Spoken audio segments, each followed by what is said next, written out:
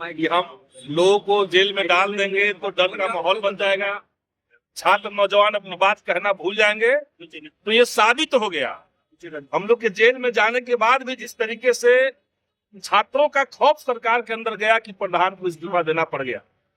अगर प्रधान इस्तीफा नहीं दिए होते तो प्रधानमंत्री नहीं बचते, प्रधानमंत्री नहीं बचते। अगर धर्मेंद्र प्रधान इस्तीफा नहीं दिए होते तो आज देश के अंदर प्रधानमंत्री भी नहीं बचते, उनको भी जाना पड़ता। तो ये तो बहुत बड़ी जीत है छात्रों की। हम लोग को जेल में रखा गया, जेल का भी एक अनुभव जुड़ गया हम लोग के साथ। पहली बार जेल गए हैं, पहली बार जेल गए हैं। लेकिन आपको जेल में कब मालूम चला कि धर्मेंद्र प्रधान ने इस्तीफा दे दिया? किस तरह के आरोप में उठाए गए। हाँ। पूरे पूरे आंदोलन के दौरान एक जगह भी कहीं कोई हिंसात्मक घटना में हम लोग का हाथ नहीं था, बल्कि हम लोग कंट्रोल कर रहे थे और लगातार मीडिया के साथियों के सामने। इसके बावजूद जिस तरीके से फर्जी मामले बनाए गए और एक नहीं 10-10 केस किया गया। आपको तो ये भी बताएंगे हमारे ऊपर जो केस हुए, धनंजय हैं भाईसा के अध्यक्ष बिहार के, इनके ऊपर जो केस हुए एक केस नहीं हुए, 8-10 केस में सरकार ने चाहा कि खौफ बना दे, जड़ बना दे, लोग लड़ना छोड़ दे, छात्र नौजवान अपनी बात कहना छोड़ दे। और ये समझ लीजिए कि जो छात्रों का आंदोलन हुआ, सड़क पे जो लोग निकले, केवल नीट पेपर लीक का मामला नहीं है। छात्रों के अंदर जो आक्रोश है, जो गुस्सा है, सरकार से नाराजगी है, वो बहुत पुरानी है। वो तमाम सवालों को लेकर।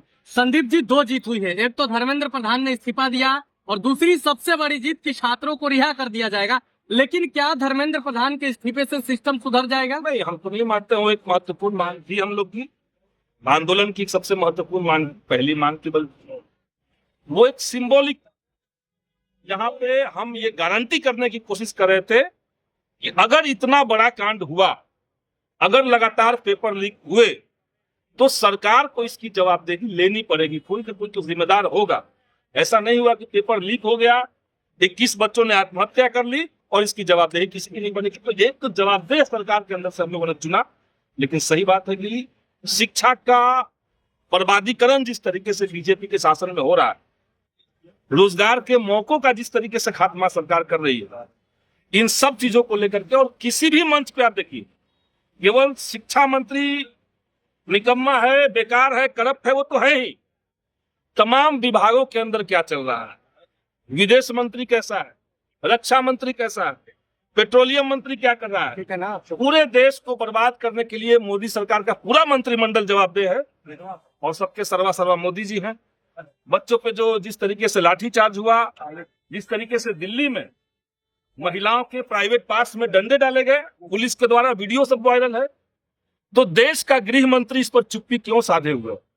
देश का लोकतंत्र का मंदिर जिसको संसद कहते हैं, आज संसद भवन में जिस तरीके से विपक्ष ने अपनी बात कही, क्यों गृह मंत्री ने जवाब नहीं दिया? ये सब बातें देश के युवा, देश के नौजवान देखते हैं, समझते हैं और वो इस सरकार से सवाल पूछना चाहते हैं। आप उनको केवल धर्मेंद्र प्रधान का इस्तीफा से सोचिए कि खामोश हो गया, तो अभी हम लोग कौन कह रहे हैं। बड़ी लड़ाई की ये शुरुआत हम लोगों ने किया है। अभी बिहार के अंदर आंदोलन और तेज होगा, संघर्ष और बढ़ेगा।